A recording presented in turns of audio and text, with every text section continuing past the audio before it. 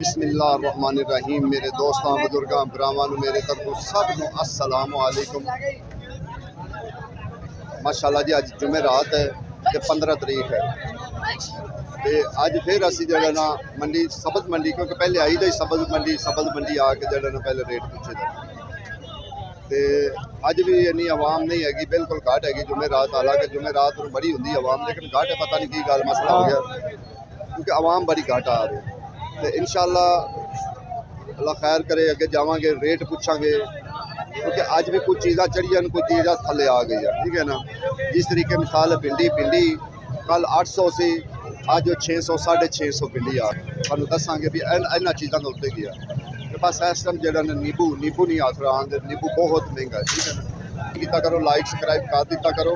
तो अच्छी लगे वीडियो तो अगे शेयर भी कर दिता। दूसरी गल है कि अगर इतने किसी चीज़ का ना पता लगे मेरे दूसरे चैनल पर चला जाओ, असलम ग्रीन लाइफ, ठीक है ना। असलम ग्रीन लाइफ पे चले जाओ, तो उत्थे सारा कुछ पता लग जाएगा इंशाअल्लाह। उनके तो मैं अगे इंशाअल्लाह बकरियां दी भी जड़ा ना मैं वीडियो पावांगा, तो मैं कोशिश करनी अगे जाके रेट भी तोरी 70 रुपये किलो है जी, 350 रुपये तड़ी है, ठीक है ना। अगे होर भी इंशाअल्लाह अंदर बाबा जी सलामत देखे। बाबा जी धनिया की रेट है आज का रेट 250 नु तड़ी, ठीक हो गया जी। बाहरली साइड है ना ये थोड़ी जी महंगी होती, बाहर जो लोग बैठे होंगे ना थोड़े महंगे होंगे। असल अंदर जाइए ना तो फिर पता लगता है कि उत्थे की रेट है। हरियाँ 300, हरी मिर्च 300, लाला काली की रेट है वो 350। आज तो हाजी साहब आप बैठे। हाजी साहब की रेट है गाजर 600 रुपए की तड़ी गाजर होगी, तुम वे लो 150 तो शुरू 600 हो गई जी। लाला अदरक की रेट है जेड़ा चंगा अदरक होंदा की रेट है 600 रुपए तड़ी, यानी कि 120 रुपए किलो पे। अच्छा 600 का किलो बेचा, अच्छा 600 का किलो, सॉरी भी 600 का किलो बेचा उन्होंने, ठीक है ना। तो वो की रेट पे है तड़ी कितने रुपए? 3000 रुपए, ठीक हो गई। 3000 रुपए की तड़ी चंगा अदरक है। देखो ना चंगा अदरक भी है ना, इनका ये रेट हो सकता है। लाला की रेट है अदरक? 500 रुपए किलो, 2500 की तड़ी, 2500 की तड़ी यार। तरह बढ़िया आई हुई हैं। बताऊँ 500, हाँ बताऊँ यानी कि रेट नहीं काले बताऊँ कोल 400। यानी लसूड़ा की रेट है 400 रुपए तड़ी, 400 की तड़ी लसूड़ा जोड़ा ना अजय नवा आया अचार वास्ते 400। ऐसा गाजर भी 400 रुपए तड़ी, लेकिन गाजर फर्क होता थोड़ा बहुत। हाँ हाँ अरबी नहीं थले आ रही की गल। फ्रैश बीन अल्लाह अकबर भाई, फ्रैश बीन हो, फ्रैश बीन सी जी 500 मिलती थी आज 1500 रू, ठीक है ना। शलजम 500 रू, ठीक है। 1200 नु अरबी है, अरबी अजे 1200 नु अजे कसूर की शुरू नहीं हुई है अरबी। इंशाअल्लाह जो शुरू होएगी ना तो फिर इंशाअल्लाह तुहानू दसांगे भी ओदा असल रेट की है यार। असल रेट लिया जाए, खास कर कुछ लोग जेडे नहीं भी दसते, कुछ लोग असल रेट नहीं दसते। ये गल हकीकत है कि फिर पहले जरा टोर फिर के टाइम वो भी बड़ा हो जाता जाया, वो भी बड़ा टाइम जाया हो जाता जरा टोर। जानू की रेट है करेले की रेट? करेले भाजी 350 भी, 300 भी, 320, 350। आलू भाजी 200 रुपए, 180, ठीक हो गया, 190 रुपए दड़ी। गरीब भी खाए अमीर भी खाए, सारे खाई जान, ठीक है ना। इस तरीके करेला कल 500 नु सी आज 350 बिकदा पिया तड़ी, यानी कि 5 किलो की असी रेट दस रहे हैं। अगर जो हिसाब ला लो तो 70 रुपए किलो बिकदा पे। लाला देसी फली की रेट है 1000 रुपए किलो। चलो ये तो बात ऐसा मटर 1300 रुपये तड़ी मटर चल जाता। भिंडी 700 650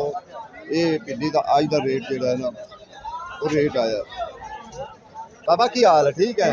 मिट्टी चढ़ गई टायरां ते हाँ सज्जड़ मना लांगे हथ रख के पैरां ते ते सौदे हुण महंगे हो गए ने हैं थोड़े महंगे हो गए ने ईद तो बाद होंगे अजय तो टार नहीं अजय बड़ी गर्मी पैन लग पई हुण ओहो है तो सही लेकिन थोड़ा जा अजय कुछ टाइम लगो नहीं दस रुपये हो गए बाबा जी ऐदकी नहीं महंगी होगी मेरी कहन दी मेरे को पूछ ले हुण ही मैनू पुछ तू मेरी गल तो सुन ले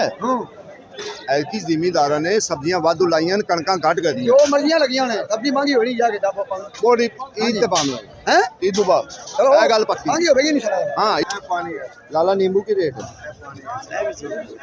नींबू की रेट ਬਾਬਾ ਜੀ ਨਿੰਬੂ ਜਿਹੜੇ ਚੰਗੇ ਨੇ ਨਾ ਉਹ 5000 ਤੋਂ ਲੈ ਕੇ 6000 ਰੁਪਏ ਦੇ ਧਰੀ ਯਾਨੀ ਕਿ 1200 ਰੁਪਏ ਕਿਲੋ ਤੇ ਜਿਹੜੇ ਮੈਂ ਵੇਚਦਾ ਮੈਂ ਗਰੀਬਾਂ ਨੂੰ ਕਰਾਉਣਾ ਐਸ਼ ਉਹ ਮੋਟੇ ਛੋਟੇ ਵਿੱਚ ਹੀ ਉਹ 700 750 800 ਰੁਪਏ ਕਿਲੋ ਇਹ ਮੈਂ ਪਾਣਾ ਪਿਆ ਮੈਂ 700 ਰੁਪਏ ਕਿਲੋ ਇਹ ਪਾਣਾ ਪਿਆ ਮੈਂ 800 ਰੁਪਏ ਕਿਲੋ वैसे गरीबां ਨੂੰ ਤੂੰ ਐਸ਼ ਲੁਟਾ ਰਿਹਾ ਤੇ ਆਪ ਤਾਂ ਜ਼ਰਾ ਜੈਂਟਲਮੈਨ ਹੋ ਕੇ ਬਣ ਕਈ ਫਕੀਰ ਲੋਕ ਹੈਗੇ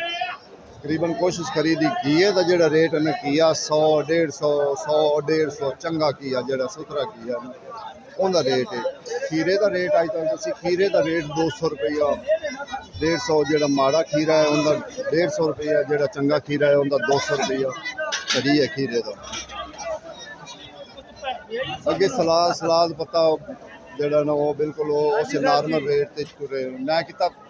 20 ਰੁਪਏ ਦੀਆਂ 5 अगे गर्मी आ गई फिर पता लगेगा ਫੇਰ ਤੇਜ਼ ਹੋਏਗਾ हैं फिर ਨਹੀਂ ਹੁਣ तेज ਸਹੀ ਵੇਖਦਾ ਪਿਆ ਯਾਰ ਹੁਣ ਹਰ ਗਰੀਬ ਹਰ ਬੰਦਾ ਖਾ ਰਿਹਾ अजय तो सब्जियां खा रहे हैं ना लोग ये तो गल ठीक है तेरी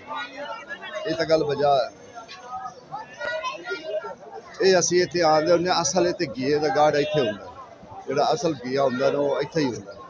ये तो याद अस रेट लैके तो पुछ के तो फिर तुम दस देगा कि यह रेट है क्योंकि बाज़ का जो पूछने हैं ना उस वक्त सानू ये अगर दुगर मार जाते रेट में इस गलों फिर असी जो ना पहले पुछ के तसली करके तो बाद फिर असी तुहानू रेट असी दस देईदा भी यह रेट जो ना इस टाइम का चलता पे। देखो जी इतने जो ना ये तरह का गढ़ है सब तो ज़्यादा तरह जी ना वो इतने आ तेरिया मुहब्बतां तो साडे दिलों में हैं कि केड़ी गल बाबा 500 रुपए तड़ी तरह 300 रुपए तड़ी नेट वाली ना तोरी नट वाली नेट वाली तोरी ਜਿਹੜੀ ਜ਼ਮੀਨੀ ਉਹ 400 ते तरह का अज की रेट है 300 रुपया ਤੇ 200 रुपया ਦੋ ਦਾ 200 रुपया ठीक हो और बाबा जी ठीक हो ਇੰਨਾ लोकी लो दस जो लोकी की रेट है 500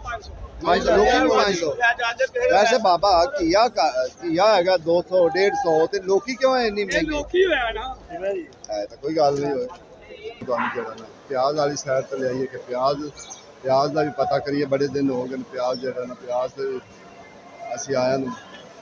ठीक है नाले अज हाजी साहब नाल गुफ्तगू होई अज जी की हाल है ठीक हो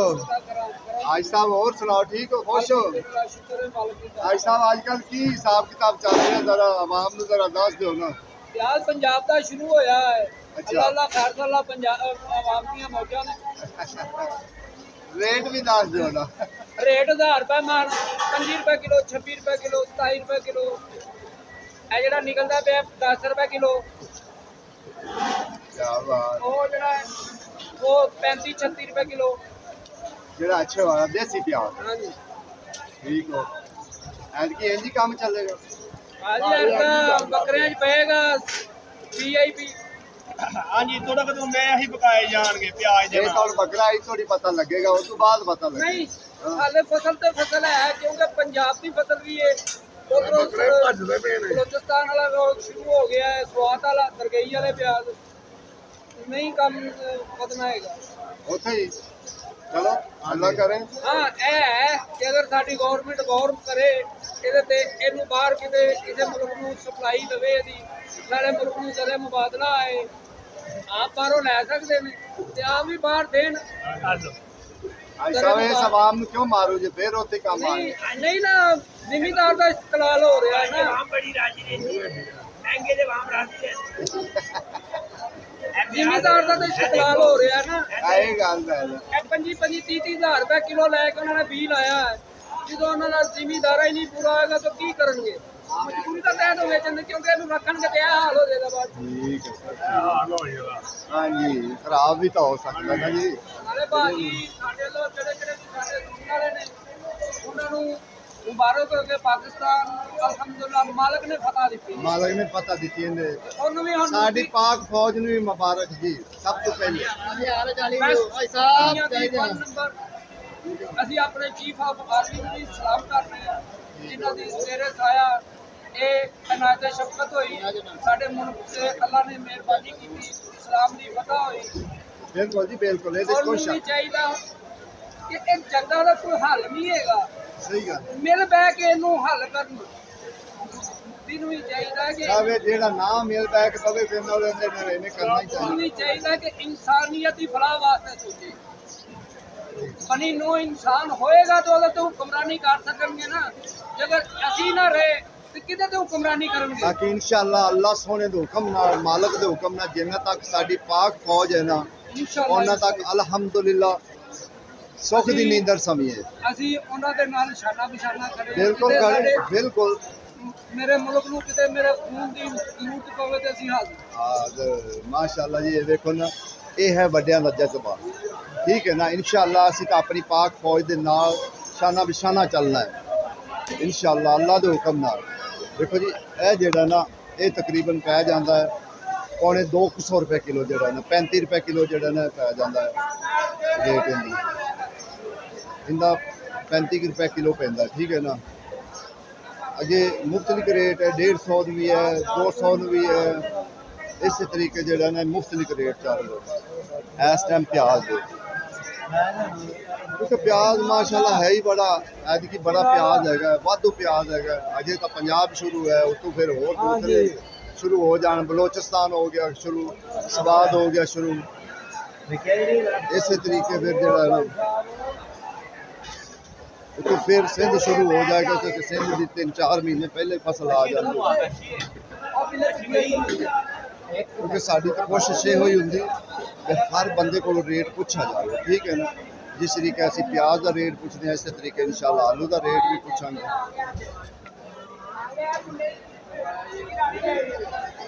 ठीक हो एडा एडा बड़ा देसी प्याज ਇਹ ਦੇਸੀ ਪਿਆਜ਼ ਦਾ ਦਿਹਾਰ ਹੈ ਕਿਉਂਕਿ ਉਹ ਪੰਜਾਬ ਹੈ ਨਾ ਪੰਜਾਬ ਵਿੱਚ ਜ਼ਿਆਦਾ ਦੇਸੀ ਹੁੰਦਾ ਠੀਕ ਹੈ ਨਾ ਪਿਆਜ਼ ਦੇਸੀ ਹੁੰਦਾ ਪਿਆਜ਼ ਰੇਟ ਉਹ ਹੀ ਹੈ 150 200 150 200 ਬਸ ਇਹੋ ਹੀ ਪਿਆਜ਼ ਦਾ ਰੇਟ ਹੈ ਲਾਲੇ ਕਹਿਣਾ ਬਸ ਮੈਂ ਮੇਰਾ ਵਿਕਦੇ ਨਹੀਂ ਪਏ ਆਲੂ ਮਰ ਗਏ ਆਲੂ ਦੇ ਕੋਈ ਹਾਲਾਤ ਨਹੀਂ ਗਏ ਤੇ ਪਿਆਜ਼ ਵਾਲਿਆਂ ਦਾ ਕਿਹੜਾ ਉਹ ਵੀ ਕਹਿੰਦੇ ਨੇ ਬਸ ਹਾਲਾਤ ਕੋਈ ਨਹੀਂ ਪਿਆਜ਼ ਵੀ 900-800 ਰੁਪਏ ਮੰਗ ਹੋਇਆ ਪਿਆ ਵੇ ਮਰੇ ਪਏ ਨੇ ਜ਼ਮੀਂਦਾਰ ਵੀ ਮਰੇ ਪਏ ਨੇ ਅੱਗੋਂ ਵੇਚਣਾ ਦੇ ਤੋਂ ਜ਼ਿਆਦਾ ਐਡੇ ਤਾਂ ਵੇਖ ਅਗਲੇ 2 ਮਹੀਨੇ 3 ਮਹੀਨੇ ਤੁਹਾਡੇ ਹੀ ਆਉਂਦੇ ਪਏ ਭਾਣੇ ਸਾਡੇ ਕੋਈ ਨਹੀਂ ਇਸ ਵਾਰੀ ਮਰੇ ਪਏ ਨੇ ਜਿਨ੍ਹਾਂ ਨੇ ਸਟੋਰ ਕੀਤੇ ਨੇ ਨਾ 4-4 ਹਜ਼ਾਰ ਦੇ ਆਲੂ ਸਟੋਰ ਹੋਏ ਨੇ 4-4 ਹਜ਼ਾਰ ਦੇ ਕੱਲ 1500 ਦੇ ਬੋਲੀ ਦੇ ਵਿਕੇ ਨੇ 2500 ਰੁਪਏ ਘਾਟਾ ਆਇਆ 250 ਜਾਲੀ ਦੀ ਹਿਸਾਬ ਕਰੋ 2-2.5-3 ਲੱਖ 4 ਲੱਖ ਰੁਪਏ ਗੱਡੀ ਦਾ ਘਾਟਾ 5 ਲੱਖ है कि महंगे नहीं होंगे नहीं मरे बार्डर खुलेंगे तो फिर कोई बात बनेगी चलो ਜਦੋਂ ਮਹਿੰਗੇ ਹੋਣਗੇ ਤੇ ਇਨਸ਼ਾਅੱਲਾ ਮੈਂ ਤੁਹਾਡੇ ਕੋਲ ਆਵਾਂਗਾ ਲਾਲੇ ਆਪਣੇ ਪੰਜਾਬ ਕੋਲ ਮੈਂ ਇਨਸ਼ਾਅੱਲਾ ਜ਼ਰੂਰ ਆਵਾਂਗਾ ਉਹ ਤੇ ਕਹਿੰਦੇ ਨੇ ਨਹੀਂ ਮਹਿੰਗੇ ਹੋਏ ਲੇਕਿਨ ਇਹ ਮਹਿੰਗੇ ਹੋਣਗੇ ਜਿਹੜੇ ਐਂਡ ਵਾਲੇ 2 ਸਾਵਣ ਤੇ ਭਾਦਰੋਂ ਮਹੀਨੇ ਹੁੰਦੇ ਨਾ ਉਹਦੇ ਵਿੱਚ ਇਹ ਮਹਿੰਗੇ ਹੋ ਜਾਂਦੇ ਹੁੰਦੇ ਨੇ ਅਕਸਰ ਮਹਿੰਗੇ ਹੋ ਜਾਂਦੇ